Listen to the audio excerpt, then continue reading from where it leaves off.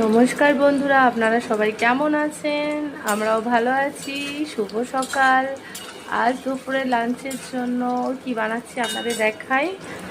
এই যে এখানে আমি পাবদা মাছ নিয়েছি, এটাকে আমি ভেজে নিয়েছি। কেন পাবদা মাছটা আমার ফ্রিজে রাখা ছিল, তো এইবার আমি এটাকে কাঁচা রান্না করিনি, নাহলে আমি কাঁচা পোস্ত সর্ষে বাটা দিয়ে করি। এবারে আমি বেগুন কালো জিরে দিয়ে করবো রান্না। এখানে বেগুনগুলো দেখতে পাচ্ছেন, বেশ ছোট ছোট, এরকম ছোট ছোট বেগুন নিয়েছিলাম আমি।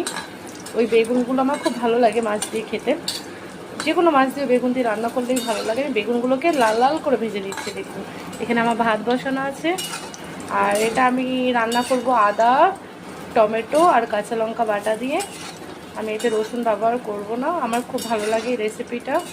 আর কাঁচা রেসিপিটাও আমি একদিন নিশ্চয়ই আপনাদের দেখাবো। আর একটাই অনুরোধ আপনাদের কাছে, যে ছোট ছোট চ্যানেলগুলোকে একটু সাপোর্ট করুন।